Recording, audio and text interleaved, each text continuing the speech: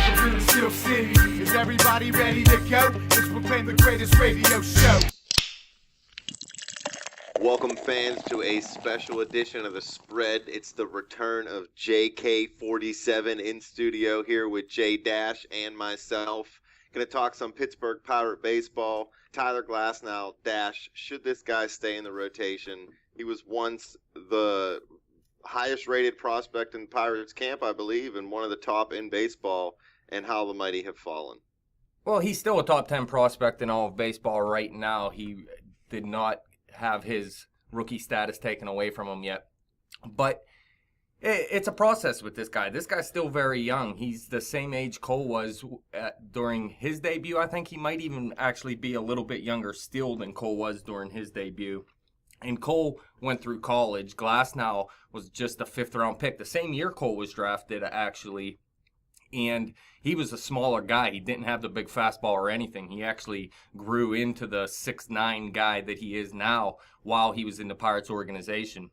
So they had two totally different routes. But I don't know the answer if they should keep him in the rotation or not. I personally would. Now look, he has a 7.34 ERA and a 1.95 WHIP so far this season, and that I mean, you don't have to look any farther than that to know that he hasn't done good enough yet. But you could actually probably find better numbers within the organization, I would think. Stephen Brault's actually pitching pretty well in AAA this year. And he pitched some for the Pirates last year, looked pretty good, has a nice strikeout rate, walked a little bit too many people. But he could probably be more consistent than Glasnow is right now. And they have that Tyler Epler in AAA. He looks very good right now. They could probably call him up. Drew Hutchison would be an option. He'd be my last option. I bet they could find more consistency out of Brault or Epler. But Glasnow has that upside, and you got to give him that game action as much as you can. Let him learn. And right now, it really hasn't hurt them that much. They're 5-3 when he starts so far. He does have 2 blow-ups so far this season, but right now they have a pretty good record when he pitches, and it really hasn't hurt him that much outside of those 2 blow-ups where really he cost them the game before they ever had a chance to get in it. But look, they had Cole, Tyone, and Nova, who at the start of the season here were probably one of the strongest 1, 2, 3 in the National League, at least in the early part of the season. But at the back end, it was Cole and Glasnow, and those are 2 younger guys. You're going to see them have their ups and downs, obviously. Now there's 3 guys in the rotation you're probably going to see have ups and downs. In fact, Williams, who replaced Tyone, came in and he got blown up in his first start in the rotation, but he did bounce back with 2 solid starts since, so he looks all right. But there's like a trickle-down effect because Williams was a long reliever, and that's a guy you need during Glasnow starts right now. And they push him into the rotation. They have to call up Josh Lindblom, who is not nearly as good as Williams is at the long relief position, but that's where they have him. They also have Wade LeBlanc at long relief as well.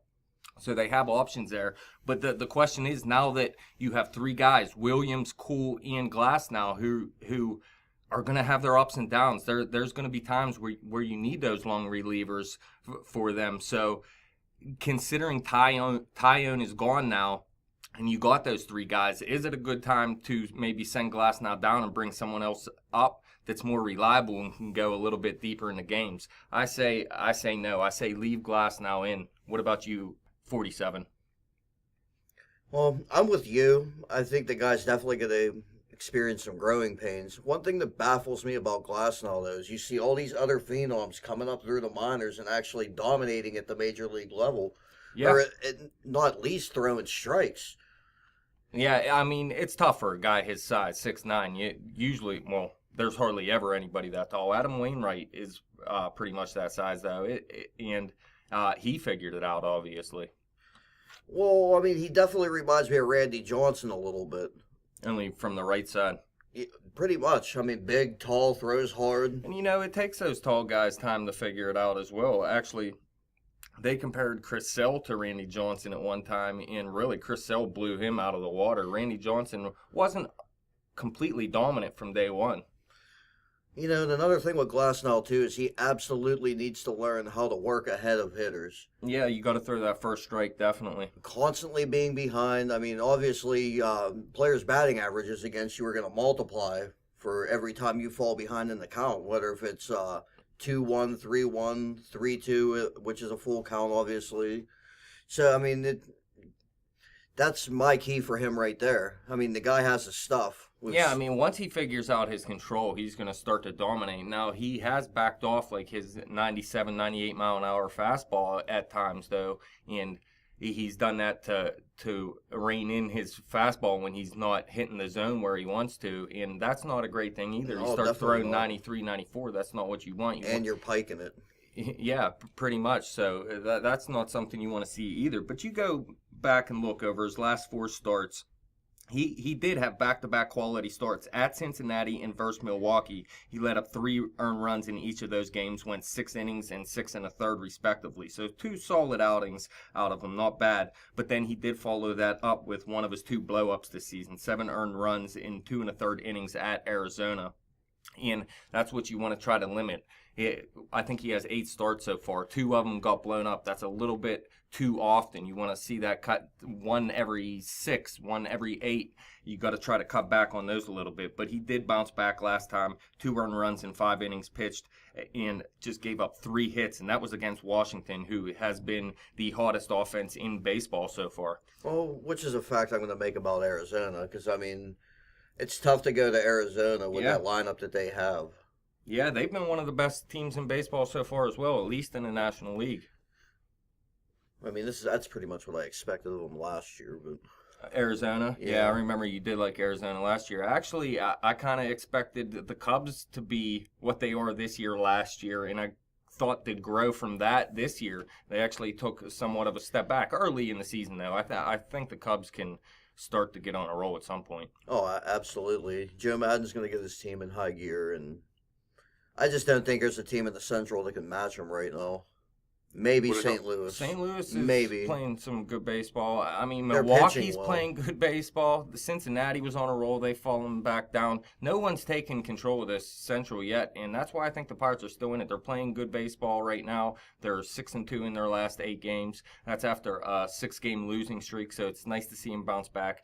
Adam Frazier and David Freese had a lot to do with that because some of those guys that were contributing a little bit to help them out fell off there for a little bit, and that's what put him in that little spiral there. But David Freese, Adam Frazier especially, this guy is a monster. He's on a roll right now. It's really helping their offense out. And the pitching has been pretty good all season long so far. You see those blow-ups out of young guys like Glasnow. Cool got blown up 2 times, maybe 3 times so far this season. You got to see him cut back on that. Williams got blown up once.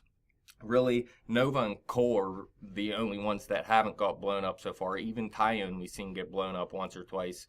And that's going to happen with these young guys. But I say keep Glasnow in, let him learn right now. They seem to be winning when he's pitching.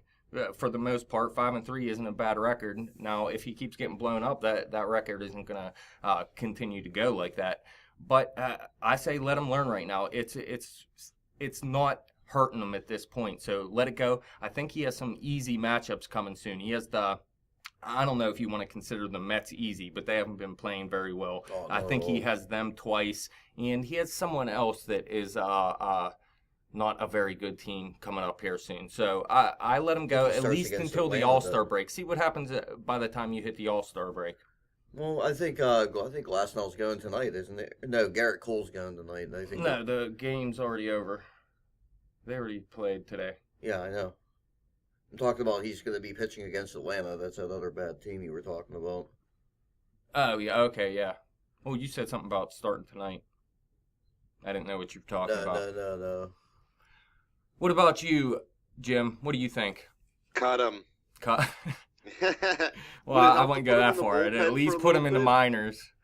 Now, would it help to put him in the bullpen for a little bit and let him come out when you have a lead? If the Pirates could ever get to games where they have the lead, let him pitch that way, build some confidence. I mean, that is an option. Right now, the bullpen looks pretty good to me, though. I really wouldn't mess with it. You'd have to pitch him in very low-leverage situations at this point. I mean, Wade LeBlanc won the Cosio Felipe Rivero, people were comparing to Aroldis Chapman. This guy is a monster. And then Tony Watson's been up and down, but so far he's converted, 10 of 11 or 9 of 10 saves. So he's getting the job done when he goes in there for the save. So I wouldn't mess with the bullpen too much. And I'd still let Glasnow. I'd rather put Glasnow in the minors, I think, and let him keep going every 5th day and try to hone in his control if that's what they feel is best. But I say keep him in the rotation. Watson's gone at the deadline, huh? Yeah, way. I would think so. And I mean, I said that at the beginning of the year. You asked me why they just wouldn't put Rivero in as the closer, and I said probably because they want to build up Watson's stock, see what they can get for him, like they did with Joel Hanrahan bringing in Mark Melancon, like they did with Felipe Rivero when getting rid of Mark Melancon. So they do a good job with those kind of moves. So I would think they would continue on that path and try to do the same thing. Any Gung updates? I think he has some kind of hearing for a visa. That's what I heard probably a month ago, and I'm not 100% sure, though, so we'll have to see. It's not looking good for the Korean. No, not this season at least.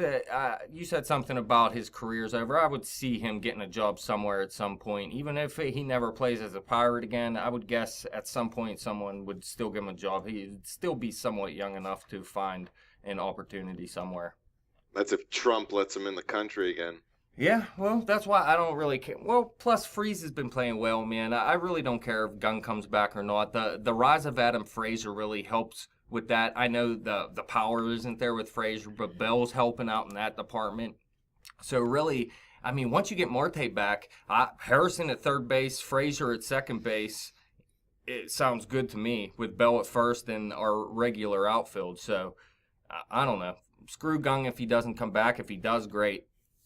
Polanco update on the DL? I think he's supposed to spend the minimum amount of days there, and he's been there, 4 or 5 days now, so he should be back somewhat soon.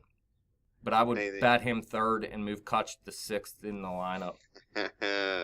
Everybody wants to move Kutch down. Dude's I mean, it only killed. makes sense, man. Can't It be happens, batting dude. It can't be Good batting players too, yeah. move around in the lineup. I've never seen someone stick at one spot in the lineup as long as he has, really. There are people, even David Ortiz, he'll bat third, he'll bat fourth, he'll bat fifth. It depends on the year, what's going on.